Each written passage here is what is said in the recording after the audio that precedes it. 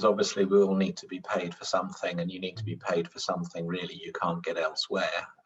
And particularly if you cast your mind back to the beginning of the COVID crisis, there was a huge amount of content, and I was as guilty as anyone of just adding to the noise. I was forever on LinkedIn basically shouting, look at me, look at me, look at me, and I quickly realized that wasn't getting me anywhere. So it is a challenge. When we ran the trade mission, I had two revenue streams on that. I got some funding from sponsors. So my firm of accountants, I know Creston Reeves, who were linked to an international chain, the Creston Network. They sponsored the event, so we had some seed funding to make sure that the time was compensated, and then we charged an attendance fee for people to come along. Not a massive fee, it was about 35-40 euros, 50 US, and the idea was that really that's more about the commitment to attend than the revenue you gain.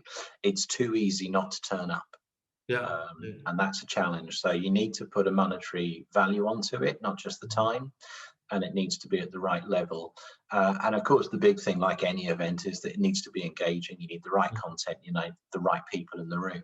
And I think the other thing you have to do is to add value as well. So it's the post-event value that people get.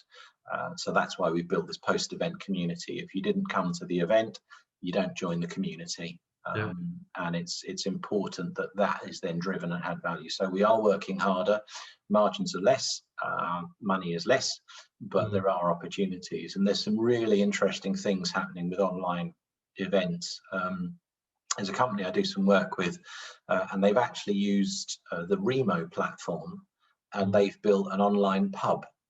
So they charge for their events, but they've invested in an online pub which is open on a Friday afternoon, and it's got lounge tables and seating and a log fire, and you can choose to move around it. And it's a really interesting example. It's a loss leader for them, obviously, but they're proving their engagement model, which means that they're then able to charge for their business networking events.